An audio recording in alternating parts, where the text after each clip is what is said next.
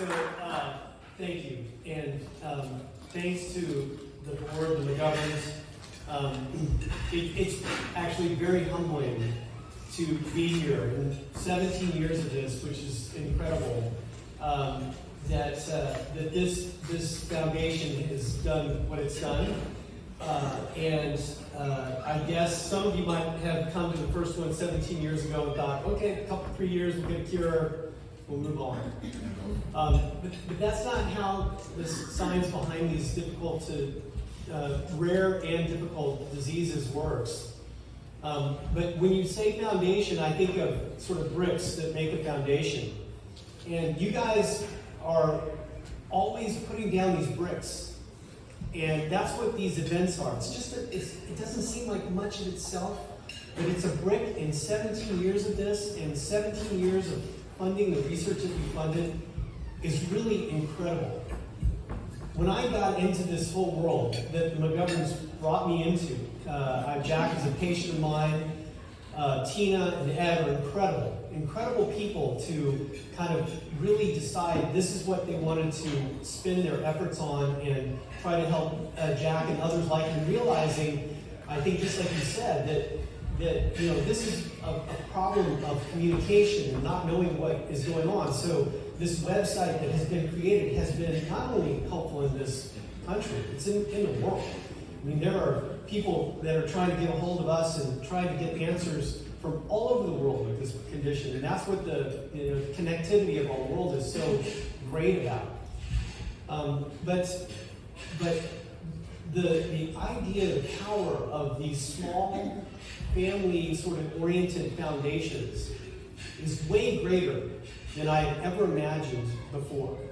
And I know this because as I was helping with this, I've been researching this. And there have been other cures and other great treatments that have been developed and brought along as a result of very small foundations that started like this with just bricks down in the foundation to help make what you're doing and what can happen. So let me tell you how this has gone along, because he mentioned a little bit of this, but this is a big deal. When we started out, we had a little pediatric retina conference, a couple of them.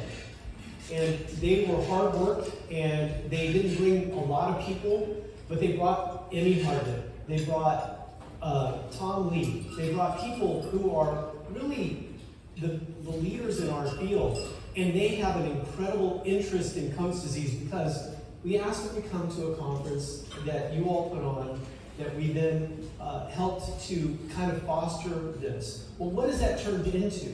Well, it's turned into the leader of the what's called Advances in Pediatric Retina meeting and association, the Pediatric Association of Pediatric Retina Specialists.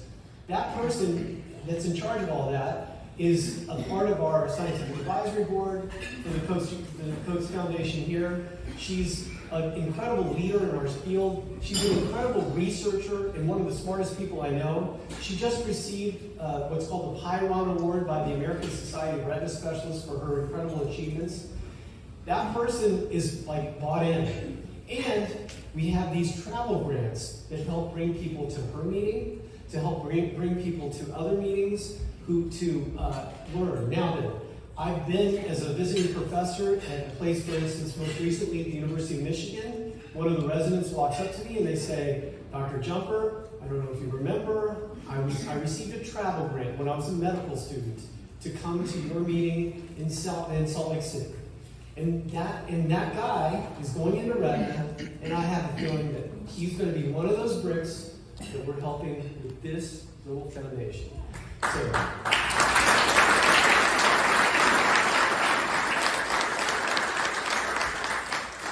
McGoverns have been incredible in the networking that they are able to do to get this distinguished group of bad golfers in one room.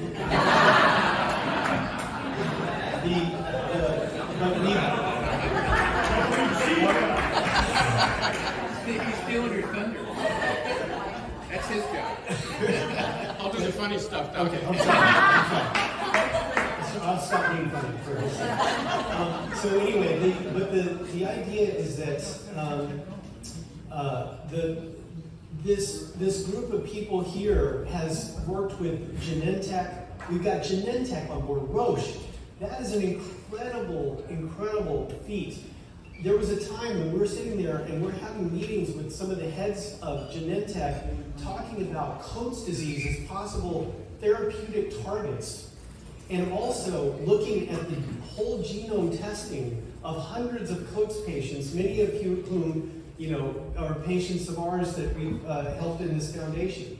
And so, the idea that we have Genentech on board, well, this is probably news to Tina and everyone else, but Genentech had employees that go on and form their own companies. Well, one of them came to me, and he said, Mike, I know you're into Coats. We have something that might fix this.